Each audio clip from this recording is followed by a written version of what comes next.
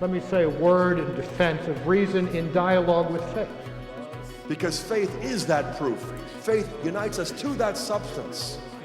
But reason, in order to realize its full potential, needs the horizons revealed by and truths contained in the faith. And not just any faith, but the Catholic faith.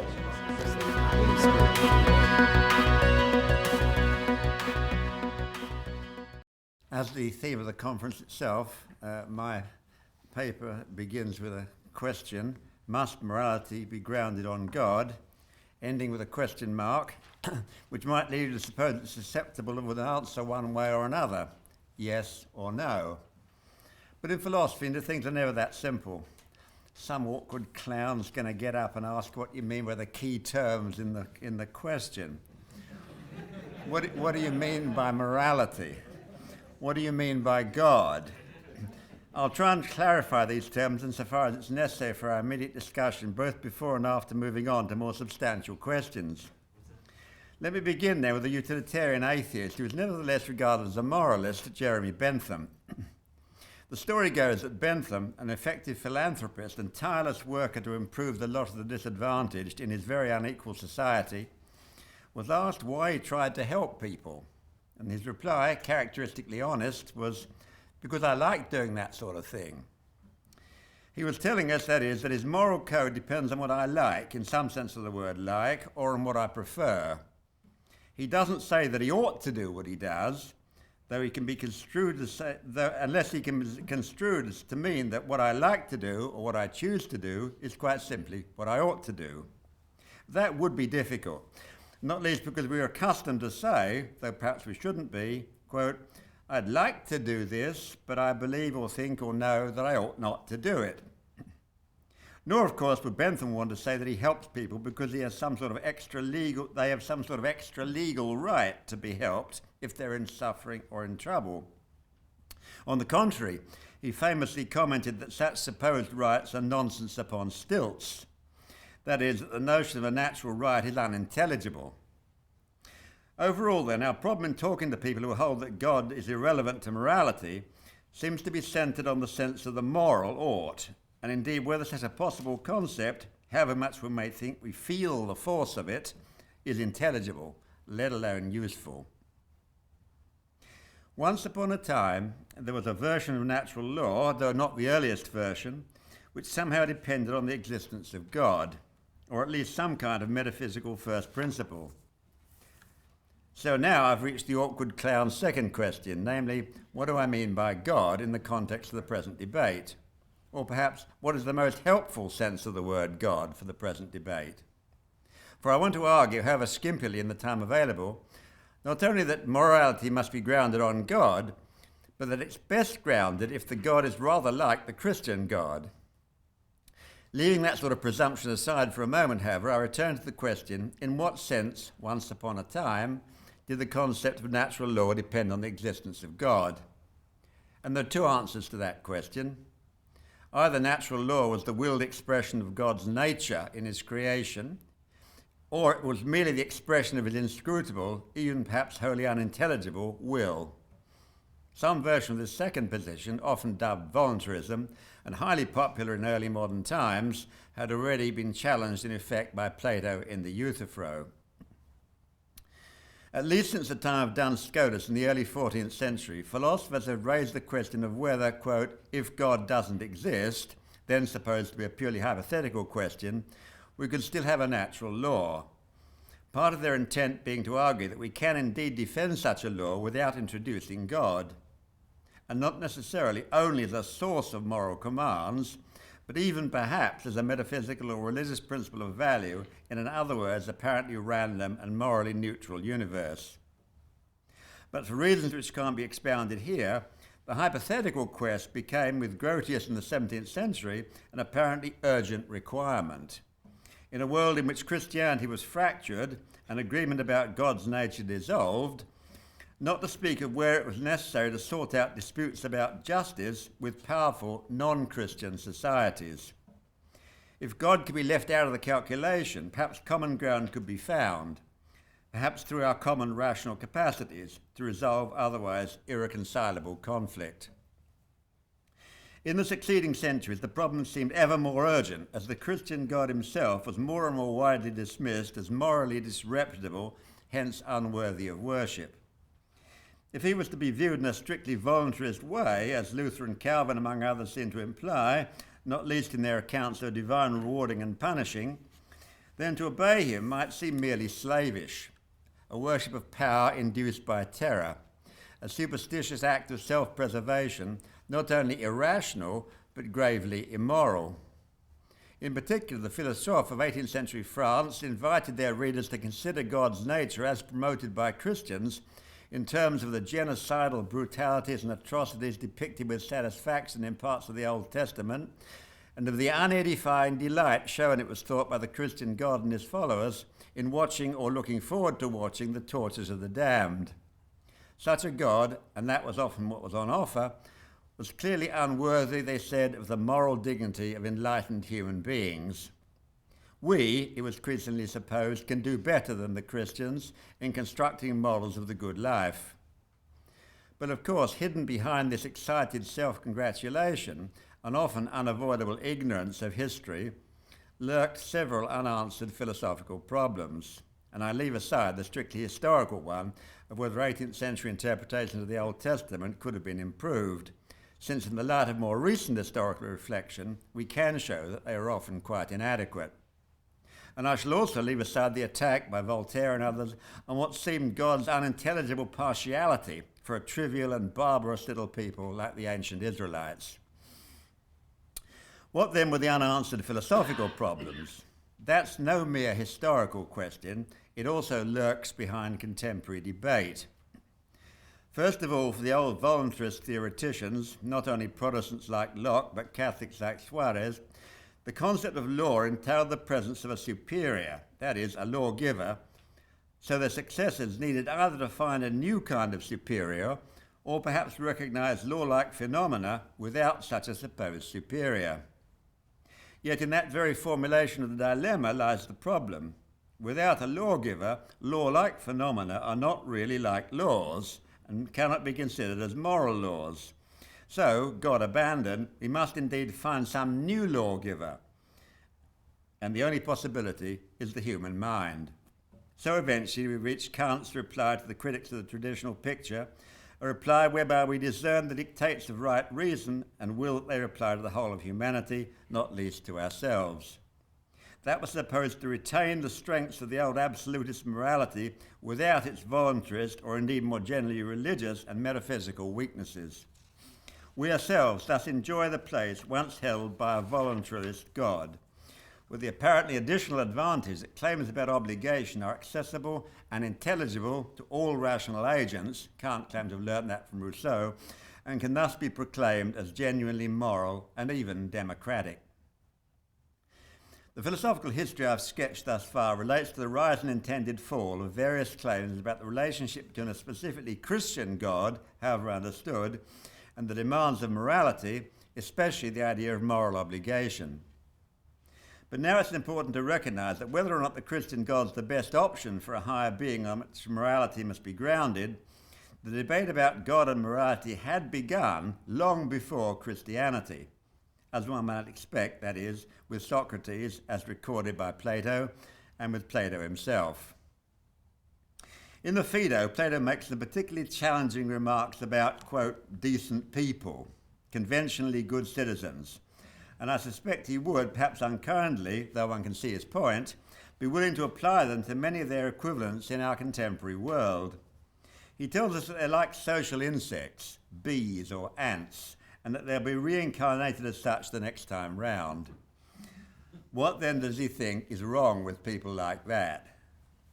The answer is that their morality is supported merely by convention. They've learned what is supposed to be right, indeed what sometimes actually may be right, and have accepted unquestioningly what they have learned. In this respect, they remind us of many in our own society, people who are often used by atheists and fellow travellers in attempts to challenge the idea that morality depends on God. For, says the atheist, See how many decent people behave well and how many religious people behave badly. But Plato's approach unmasks this confusion. Underlying the codes of decent people may lie some sort of hidden but necessary axioms to which the atheists certainly, and many decent but unthinking people probably, are not entitled. And the same applies, of course, to a number of philosophers to whom such people may appeal. Thus, Kant is not entitled, I think, to assert the value of the human person. That he does so depends not on his supposed defence of such an idea, but on the hidden assumptions that he's inherited from the pietism, the version of Lutheran Christianity, that he's got from his home background. And similarly, we can ask why Aristotle is entitled to claim that he knows how decent people will behave, how they will always want to act for the sake of the fine, when he has rejected the Platonic metaphysics which, through the form of the good, would have offered him a possible justification for ethical propositions themselves dependent on his being able to give a proper account, that is, an account involving, I think, something transcendental, of the fine itself. So our problem is not that unthinking people are often morally superior to the overtly religious, but that when hard times come, or perhaps too easy times, Plato's morality is certainly a morality for torture chambers and bedtime heroes. They will cave in because their apparent morality, when, for example, challenged, as Plato would put it, by the twin threats of tyrannical violence and the loss of a good reputation, will fail to provide adequate support for maintaining their old moral ways. Perhaps Plato exaggerates when he suggests that moral collapse normally ensues, but he's certainly right in all too many cases. Think of the appalling record of German academics during the Nazi period, and ask yourselves how many of us wouldn't have done the same thing. Not necessarily, as with Heidegger, by becoming unabashed members of the Nazi Party, but rather by somehow not knowing about the tortures and murders being carried out in the concentration camp down the street. So we should follow Plato a little further, for as I've regularly pointed out elsewhere, he had already identified the core of the problem which confronts us today in thinking about the relationship of morality and religion. Obviously, he had no direct notion of the Christian God. Indeed, and we shall return to this, his idea of God, or something equivalent, must be importantly different from ours. Nevertheless, it's worth seeing just how far he can go with what he has. One of his basic aims, of course, was to refute the axiom of Protagoras that man is the measure of all things. That proposition, of course, is ambiguous. It may mean that men in general are the measure, or that each one of us is the measure. Plato normally takes it in the latter sense, probably supposing, I think rightly, that in practice at least, the former alternative will collapse into the more individualist latter. That is, he holds, a morality dependent on human conventions and decisions cannot defend itself, except of course by force or fraud, from collapsing into a claim that we each of us construct our own code of behaviour, modifying what we desire only in accordance with the Hobbesian recognition that if we want to enjoy ourselves in relative peace, we shall have to agree on contracts and conventions as the unavoidable price to be paid for such security. In opposition to all that, Plato claimed that not man but God is the measure of all things.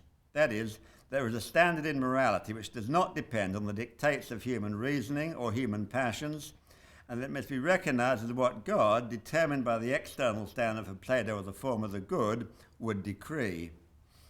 In the Timaeus, he tells us that God organizes the world because he wants to and because he is good.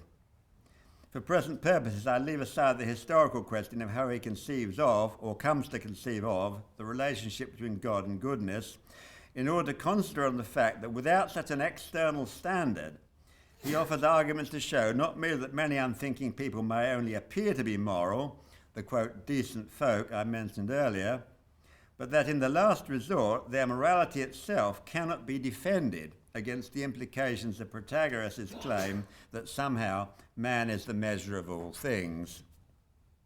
In what sense then could I, or could we, be the measure of all things? Plato invoked an external standard.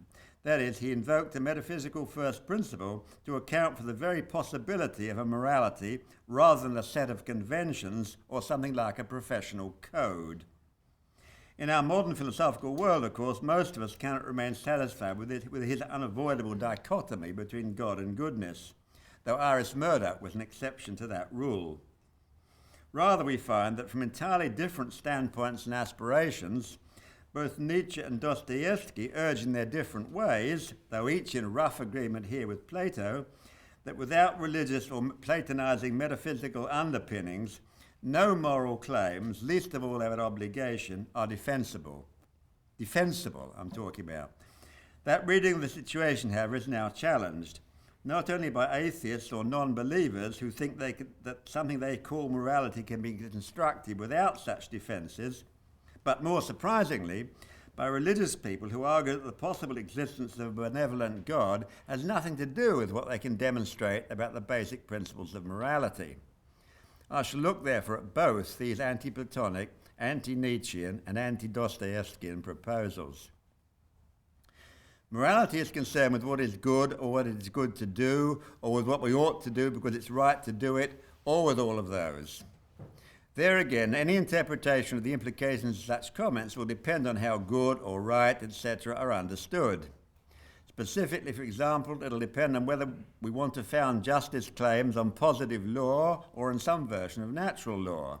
That is, whether we discern the first principles of obligation in the nature of what is, but perhaps only with reference to a transcendent or non-natural factor, or in the constructions of men, invented for whatever reasons, whether good or bad. Invented morality is based on the principle that man is the measure of all things, will be either self-serving or group-serving. That is, they will claim to serve the interests either of an individual or of a group of individuals or of the whole human race, including future generations. They may envisage the preservation, more or less, of the social status quo as social glue, or of one's own life, or of the greatest good of the greatest number, or of human rights, whatever they are asserted to be from time to time. When we identify such goals as good and desirable, we imply, perhaps problematically as we shall see, that we ought to pursue them, and perhaps even ought to enforce them wherever possible. So the philosopher will ask for the grounds on which we have made our decisions and assertions, and inquire how we justify the order of priorities we have set among the various goods we have adopted. If we think, for example, that we all have a right to a good health, and that the establishment of a healthcare system is good for some particular group, we have previously determined that the preservation of human life itself, or at least some versions or manifestations of it, is a good, indeed a logically prior good. So we need to now ask whether in our moral determinations we've been determining priorities among desirable goals, as well as the means to secure those goals, or whether we can more generally justify the goals themselves. And if our minds are not, as instruments, merely the slaves of our passions, we can ask how they can be deployed to determine or identify what our purposes are or ought to be. Thus, if we want to determine how a man or men may exercise his capacity to measure, we may implausibly assume we must follow our passions blindly, or we may try to prioritize them, or generally to find the, quote, the rational course. If we choose either of the latter options, we are prone to assume that given the right circumstances, there really is a rational or more rational course, and significantly to neglect to ask whether it's logically incumbent on us, hence that we ought, in some sense, to follow what appears to be the rational course, even when we can really discover what it actually is. Hence arise various thought experiments, wholly detached from actual life, about what we would do behind a veil of ignorance or in a state of nature. However, in engaging in such experiments, we make a monstrous and unjustified assumption, namely that we are ahistorical beings, and that thus we ever could enjoy such an option and so logically derive our behaviour from it. More fundamentally, the error of that kind of thinking reveals the deeper error of thinking that by an act of reason we can correct the morally relevant historical circumstances in which we find ourselves, and thus reduce ourselves experimentally to homogeneous, ahistorical entities. For although as human beings we are similarly moral beings, we are born into very different moral circumstances. it's an unavoidable inference from the unique character both of our genetic history and of our moral nurture that we face very different moral tasks. And who is to know how well or ill we variously succeed or can succeed in performing them in the real world?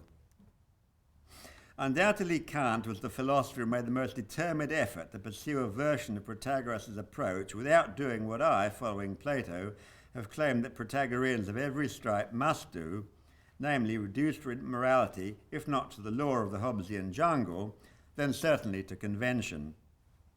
And some of his recent constructivist descendants, lacking even his residual theism, have made things worse. They tacitly accept some of his unjustified, though not necessarily untrue, premises about the worth of human beings, while adding others drawn from similarly unjustified assumptions of contemporary culture. Their position is the more exposed in that they abandon Kant's resort to the Cartesian-sounding claim that our real nature is part of a specifically designated noumenal realm, as well as his assertion that God can eventually be invoked to resolve the tension between duty and happiness. As I've already noticed, among Kant's less well-defended premises are first that persons have equal value, which would entail perhaps that they have some sort of right all to be treated equally, and secondly, that what we think of as a rational decision, if that be regularly, indeed universally possible, is at the same time an indication of what we ought to do.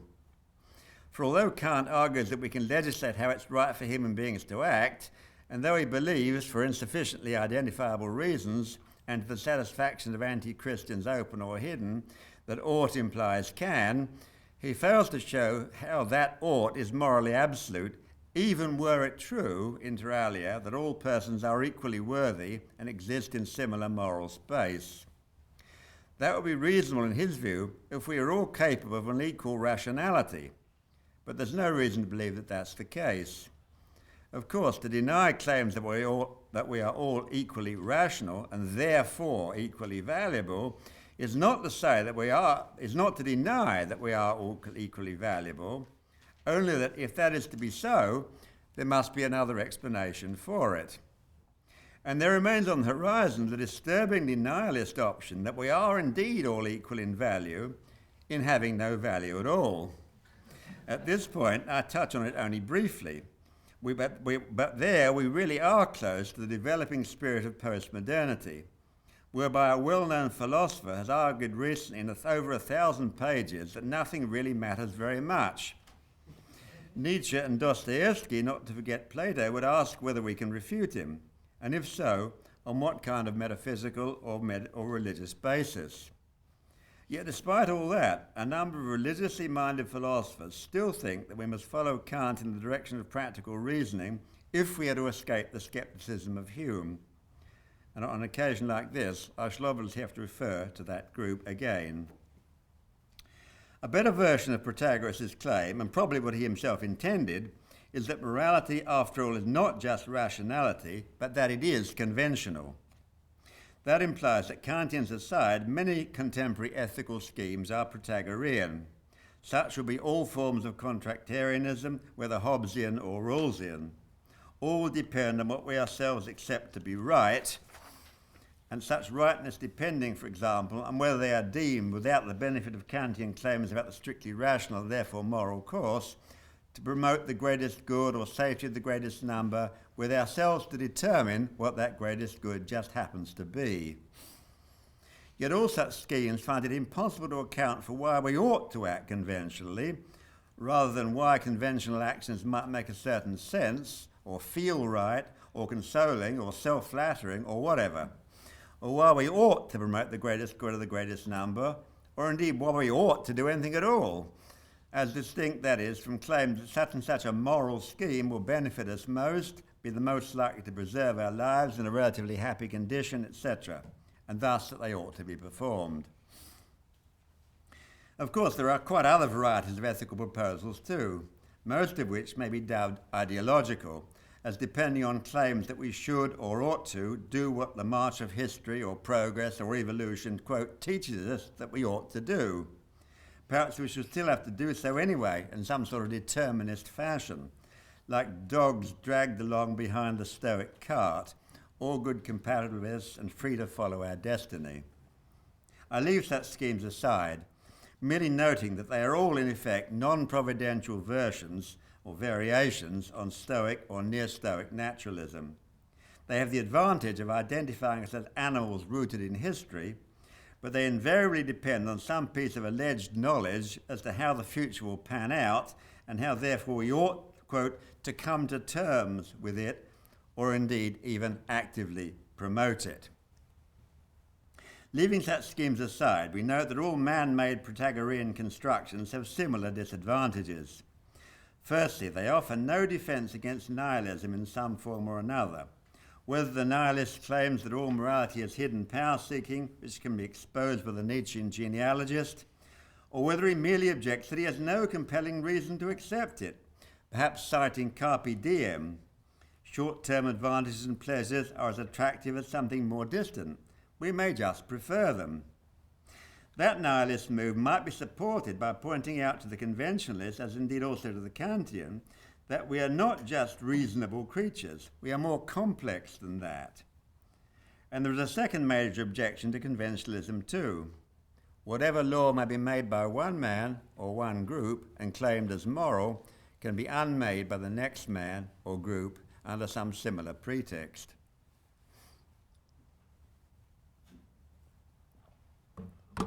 If all man-made morality is conventional, there's no binding moral reason to accept any of it, even if there may be reasons of self-interest and comfort which make it preferable to do so.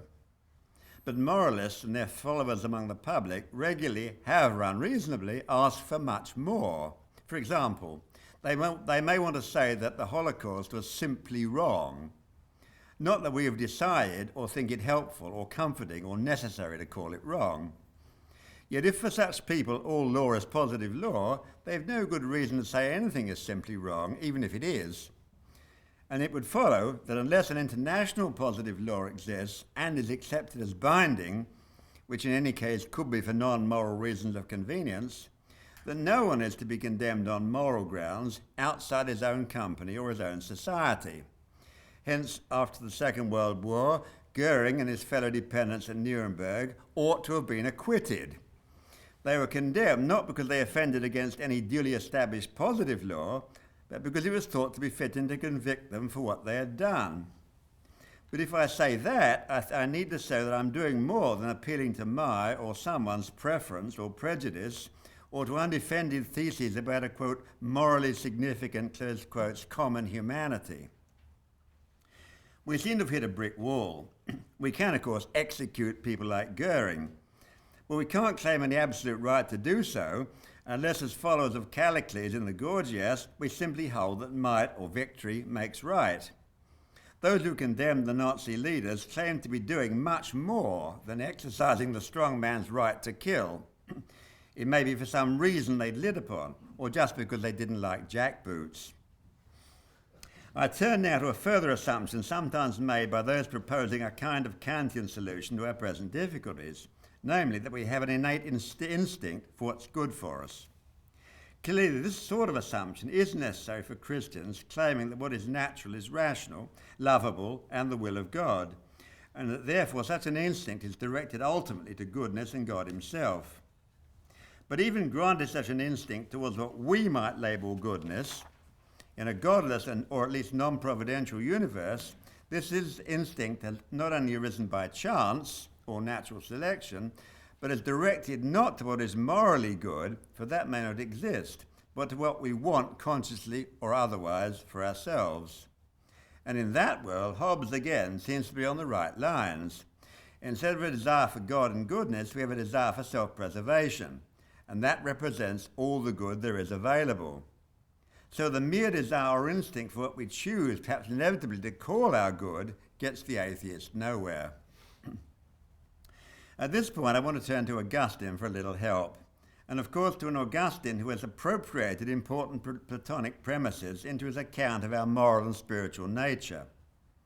Arguing against a stoicising account of virtue, Augustine urges that the virtues are not merely modes of right reason, though they are that, but more basically modes of love. This is from the De Moribus Book 1. That claim will give him an account of motivation and of a moral ought, which, as I have urged, a mere Kantian rationality will lack.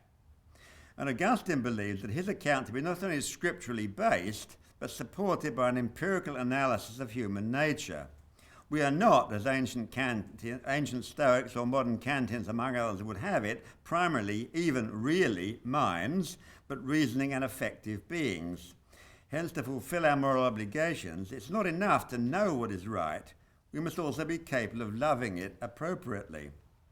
For Plato himself, especially in the 9th book of the Republic, had already grasped that knowing the truth in its entirety is inseparable from loving it, that the mind is a loving mind, and that thus weakness of will is impossible in a good man, i.e. guardian in Plato's terms. In confronting modern claims about motivation, this is of the utmost importance. Plato's account of the mind, and in this respect Augustine is very close to him, is substantially different from that of Descartes, who lived in a philosophical world which had lost the Platonic insight that in the good man, perfection of mind and perfection of love of the good are inseparable.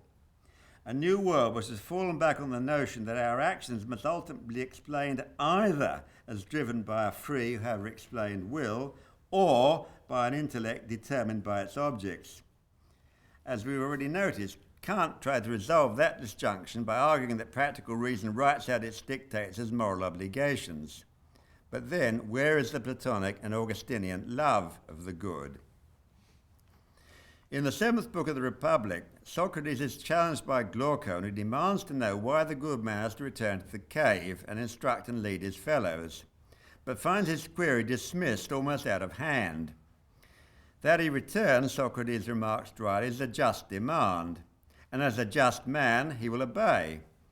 That's because he both knows what the good is and loves it sufficiently to act without hesitation in accordance with its dictates in every circumstance. And indeed that Plato is basically right about this is far from unreasonable. If I say that I love someone and then add that I wouldn't do what I could for them, the reaction of my hearer will be that I don't really love them or love them enough. But Plato's guardians both know the form of the good and love it. Their knowledge is a facet of their love is a facet of their knowledge.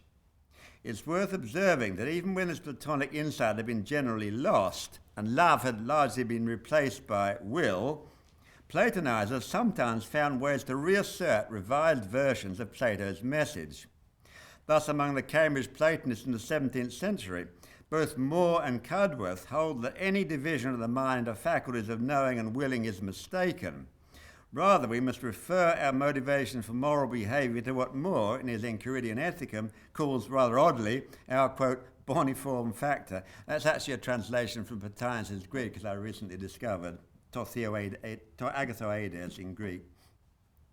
In line with his adaptation of Platonism, Augustine holds that if we try to live without the true God, we are in effect trying to live in a universe in which we can recognise a number of significant metaphysical truths, if we like doing that sort of thing and are good at it, while still being unable to follow their moral implications, or indeed any strictly moral implications.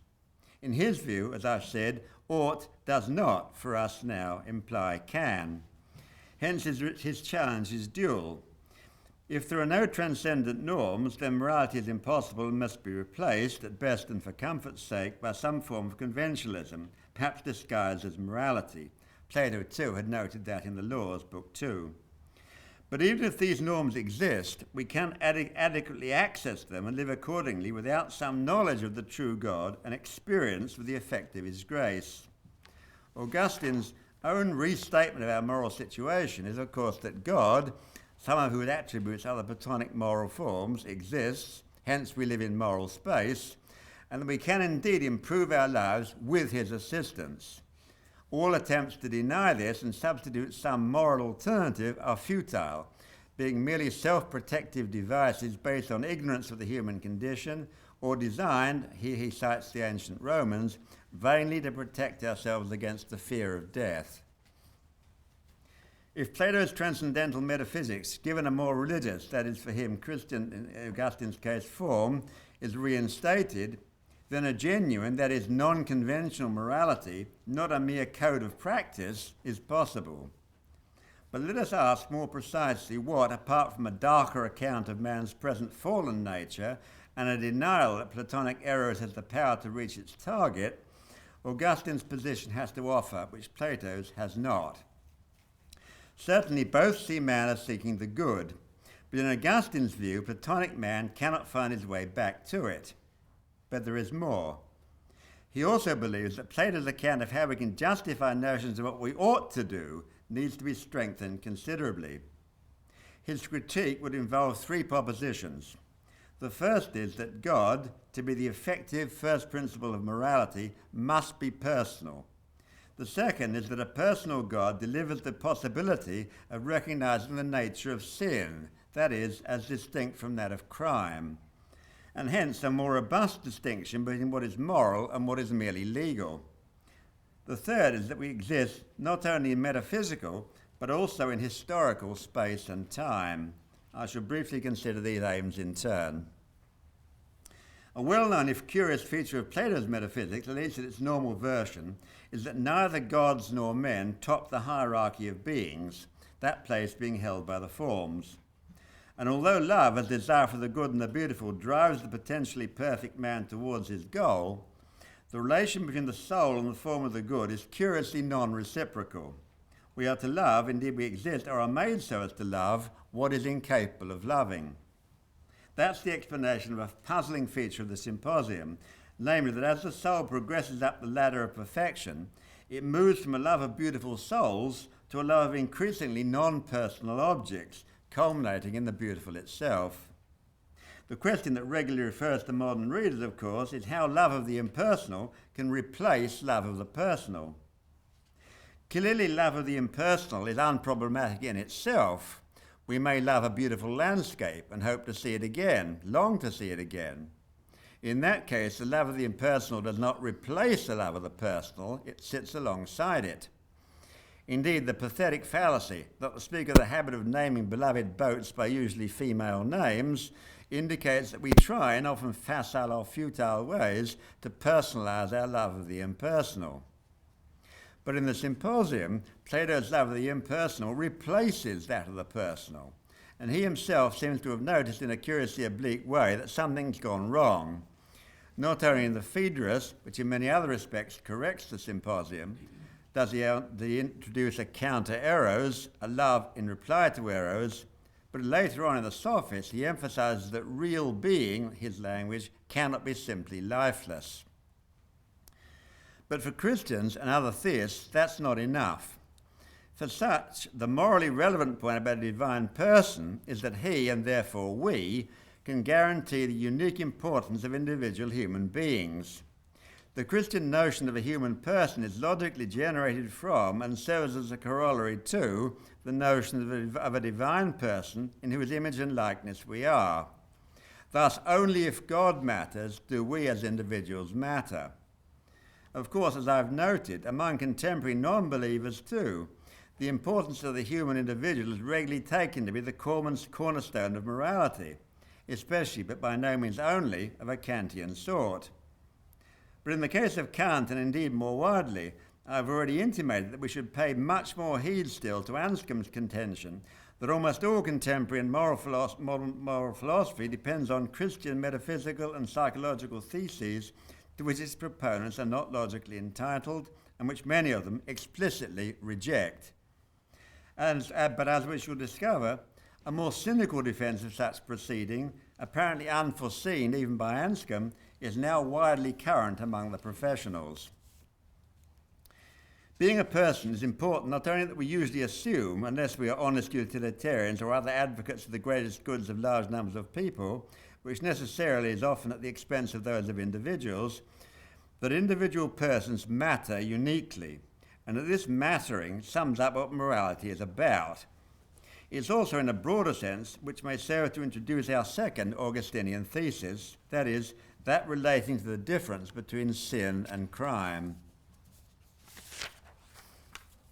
The difference in a crime and a sin, which may or may not legally be a crime, of this a recurring example, of course, would be abortion, is that a sin is an offence against a personal deity, not merely against an impersonal form, which, as only a formal and final cause, is non-sensitive and ineffective since abstract. That's why a special kind of obedience is integral to a theistic morality, and why some different model of obedience is demanded by any serious alternative. The secularist, in light of his inferior theory, may recognise his behaviour in some quasi-legal way as wrong. What he will obviously be prevented from recognising is that it also offends against a person who has and claims the right to be obeyed because of what he is and because of what we are in relation to him. Here again we recognise that religious morality and non-religious ethics are very different animals. The idea of sin not only points the way towards the Creator, or at least fashion a God, but emphasises the serious nature of moral lapse and the immoral and unrealistic character of the individual who lapses. It has been said by Peter Brown that Augustine drove the problem of evil and of original sin, that is of its seriousness, into the heart of Christianity. That needs a bit of correcting. Augustine didn't invent the problem. His success was in further developing a coherent and powerful intellectual thesis to resolve it. The attempt to deny that thesis, or pay it lip service, has been a mark of most modern and contemporary philosophy, and yet more mindlessly of much contemporary theology. But such denials are flawed by a habitual blindness to the surely salient fact that in it we have a theological proposition claiming strong empirical support and explaining a variety of otherwise totally baffling human phenomena. Do not our papers regularly inform us when some crime of extreme sort is committed of the, quote, sheer evil, and how it is, quote, simply inexplicable, etc. The distinction between ordinary crimes and sins that offend God invites us to comment further on God's nature as the source of morality. Many Greek philosophers, from Xenophanes and Heraclitus on, were insistent that traditional accounts of the gods were false because the gods were presented as beyond morality or as morally offensive. And as I've said, with the Enlightenment, similar charges were brought against the God of the Old Testament and his traditionally admired servants such as Abraham and King David. And that not only by such as Voltaire, but by concerned Christians like Pierre Bayle. Both the older and the more recent critics argued that if there is a God, he must be a moral being, which doesn't imply, as Pled often supposed, that he must be subordinate to other realities such as goodness. He can, as Christians should hold, be identical with them, revealing justice and beauty as divine attributes. God's goodness is not ours, that much one must grant to the voluntarist, but our goodness partakes, to use Platonic language, in his. Even in their caricatures, however, Voltaire and the others drew attention to a genuine problem. For morality as mere obedience to God's will is open to abuse, and indeed is regularly abused in religious traditions, where the God to be obeyed is not presented as necessarily or even primarily good, as, for example, when his power is elevated above his goodness. Strictly voluntarist accounts of God are of no use in the account of morality I want to defend. Harking back as they do to the crude amoralism of the Greek Olympians, or to early Hebrew accounts of Yahweh, which can be interpreted similarly. That is, as denoting a figure to whom good and evil are ultimately irrelevant.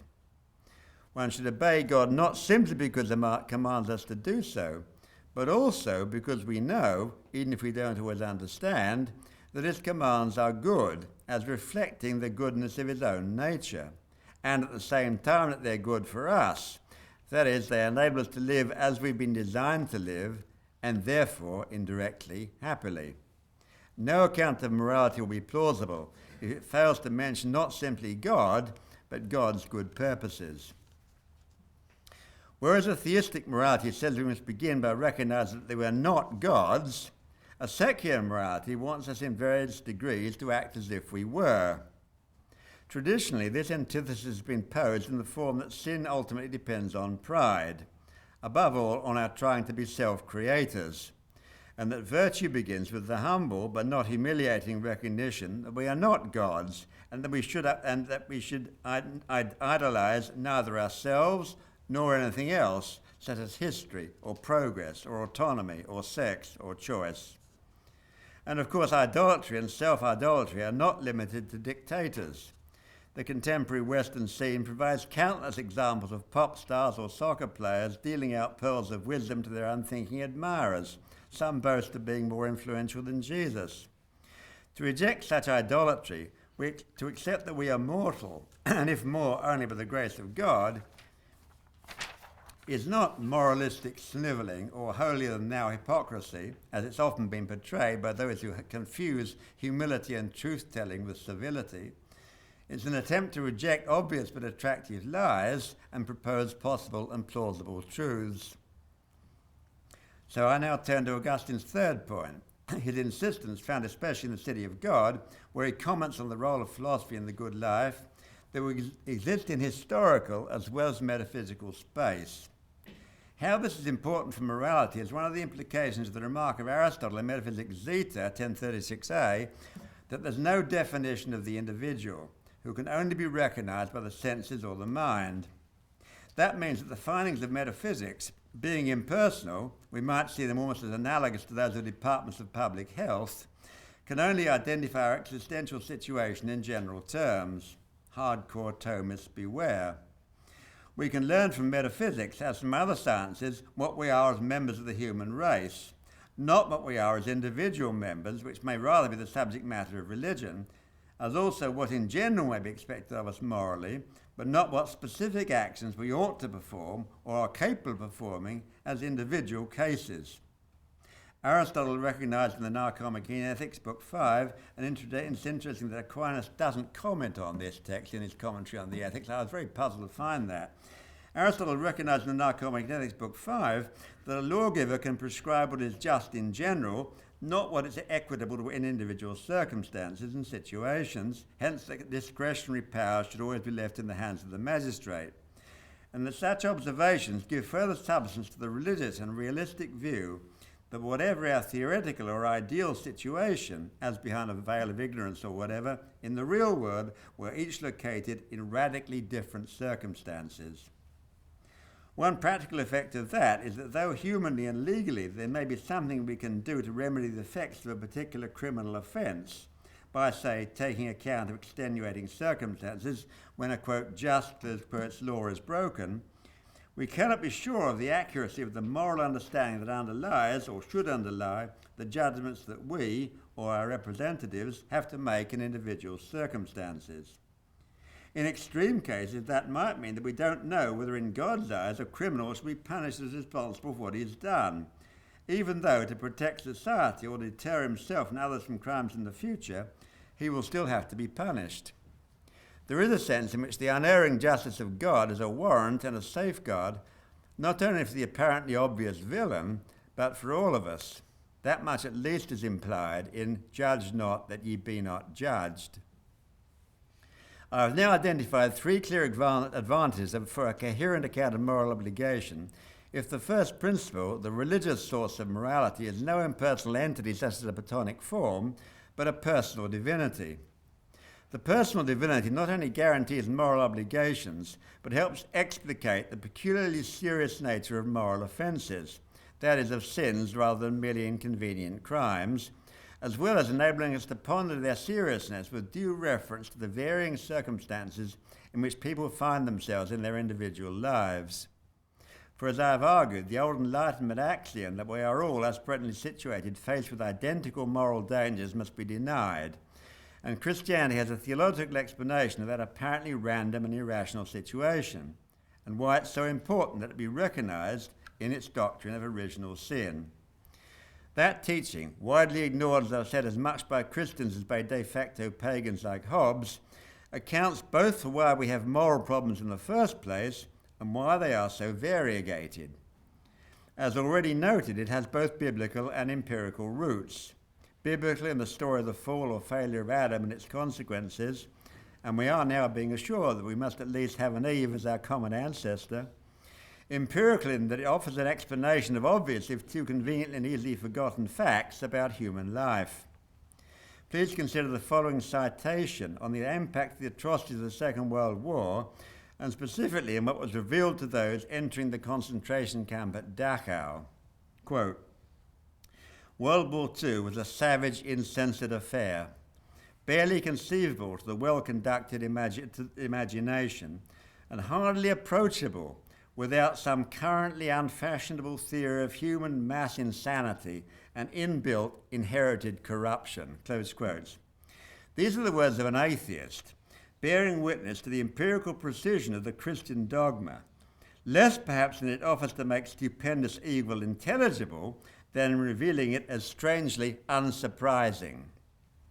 Yet to infer a fall is to usher in a human race intended for perfection. Otherwise, it would be an account not of a fall and corruption, but merely of change, and an intended perfection might imply an intender. So as logical alternatives to religious morality, we are left with a nihilism, whether of a Sartre or of a Nietzsche, or some Protagorean construction which lacks any morally as distinct from legally or otherwise conventionally binding force. Either moral values and moral obligations are a reality, or they are a human construct. Convenient, certainly, but as Nietzsche and Dostoevsky reminded us again, not ultimately compelling.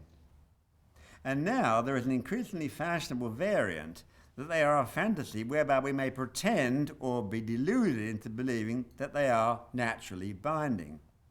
Here I go beyond Anscombe's account of the present situation. Anscombe's argument was that modern moral philosophers are trying to base their moral language, and hence their moral claims, on metaphysical or religious underpinnings which they in fact reject and to which they are therefore not entitled. But she also seemed to hope that after a period of reflection, especially on philosophical psychology, we should be able to restart ethical inquiry in a less disingenuous spirit. Indeed, one or two philosophers have in effect taken up her challenge in trying to construct an avowedly secularist ethic based, so they claim, on no hidden metaphysical or religious foundations. Parfit's Reasons and Persons, Oxen 968, is an outstanding example of this sort of project, a genuine attempt in the Benthamite tradition to avoid any talk, for example, of metaphysical entities such as inalienable rights. More typical of the conventional scene, of course, is the world so lucidly described by Macintyre in the opening pages of After Virtue, in which we are invited to reflect on, quote, ethicists shouting past one another on every conceivable moral topic. But now, as I've implied, a new way out of our difficulties is widely canvassed. I call it virtual morality. An analogous ghost can be seen among our literary lions. Their ancestors can be traced back at least as far as the mid-19th century nostalgia of Matthew Arnold's famous poem On Dover Beach.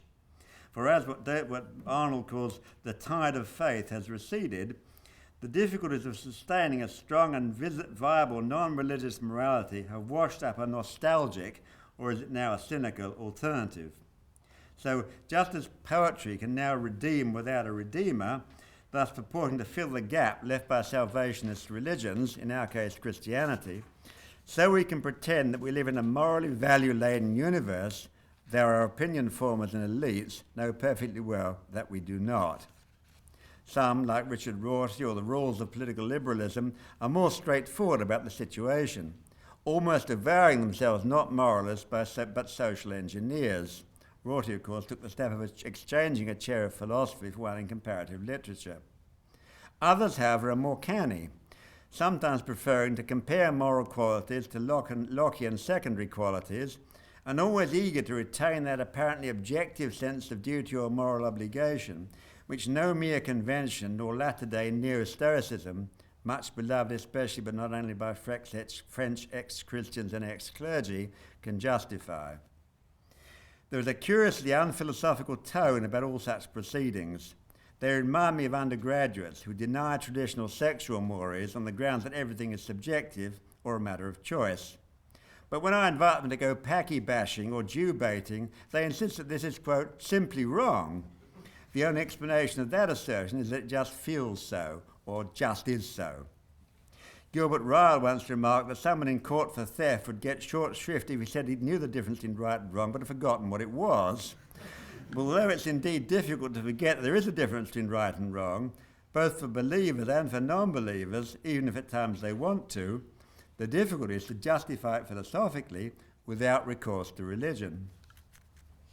At least since the 17th century, though with precursors as far back as the 14th, some have reflected on natural behaviour in an apparently and sometimes explicitly Stoic fashion, that is, without appealing to any transcendental justification for such behaviour.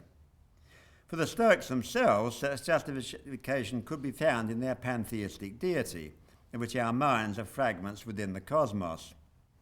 Implausible as such an account of natural law always was, the more so after Hume pointed out the difficulties of deriving a moral ought from an is, it's even more implausible in light of our present scientifically governed view of a universe quite unlike that of the ancient Stoics and long since demythologized. Any contemporary attempt to find more than conventional values within the cosmos looks even more implausible than its Stoic original. Yet such high-flown naturalism, whether or not spiced up by the virtual and desperate morality of nostalgia, or now at times by the notion that a binding morality has evolved, which is merely another example of the myth of historical progress, is regularly proposed as a serious defence of such metaphysical entities as natural rights. The age of Enlightenment and the age of ideology have now been succeeded by the age of self-deception, willful or otherwise. That is, of ideologies arising no longer from a bad metaphysics, which has been shown up for what it is, but from mere whim or wishful thinking. Such empty platitudes are grist to the hedonists of the advertising industry, and it's at this squalid level, rather than with the birth of the Superman dreamed of by Nietzsche, that the discovery of the death of God spawns its moral effects. As, of course, is only what those who postulate original sin assumed.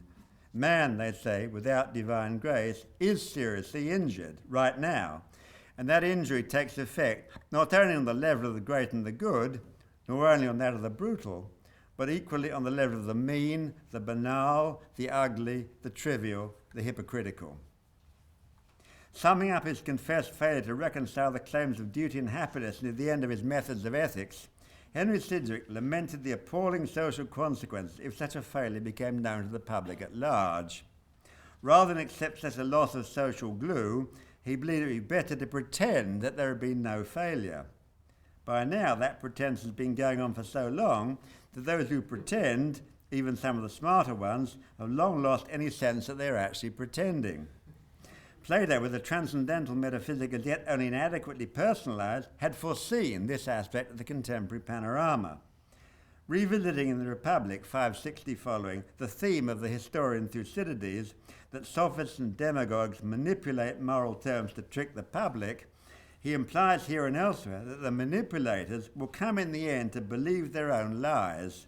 That is, if indeed in their world anything can properly be actually called a lie. Before moving to my last point, I think I should reiterate what I'm trying to do in this lecture. I've not attempted to prove the existence of a personal God, only to argue that without such a God, morality, as distinct from conventionalism and nihilism, cannot be justified. No theist should argue that God invents goodness. Either God is good or is not. And if God couldn't invent it, what possible reason could there be for supposing anything more than substitution lies within the human capacity? I'm not quite, unhappily for you, at an end, but almost. If nonsense transcendental morality must be reduced to something like a professional code, always intellectually defenceless against nihilist challenges, why do a number of committed Christian philosophers think not only that they can, but they must defend it, not only without metaphysics, but without allowing the necessity of God? Several factors must be considered if we want to frame a reply. Some are moral, the rest more generally philosophical. At the moral level, many Christian philosophers, as indeed many Western Christians, seem as it were to be punch drunk. They dare not openly claim that only the existence of God enables them to progress towards solving basic problems in moral philosophy. That leads them to debate such matters entirely on terms set by their secular opponents, fearful as they are of being named as Phidias if they decline to do so, being thus victims of the culture in which we actually live. Instead of being ready to assume, for example, that Hume and Kant have eliminated the possibility of traditional metaethics, they should proceed as far as they can within the limits of secular philosophy, but be prepared to admit it when by doing so they hit a brick wall. For perhaps that brick wall might be demolished if God were allowed in, at least as a thought experiment. Christian thinkers should be prepared, as in the past they have been, to say to their atheist rivals, "You're in a difficulty from which you cannot escape." Hence, to revert to an example I've already spoken of, you want something called human rights, but you cannot begin to agree on how they can be defended, though theists have no basic difficulty in defending them. Or you don't want to be shown up as nihilists or defenceless against nihilism. We alone can show you how not to be trapped in the way you are at present. Finally, I'll mention a startling case where the attempt to talk to secularists on their own terms not merely collapses, but demonstrates its own impossible absurdity. Some Catholic philosophers, despising the pre-Humean world, have claimed through practical reasoning alone to be able to compile a list of obviously basic goods. Almost all lists, however, include the good of religion.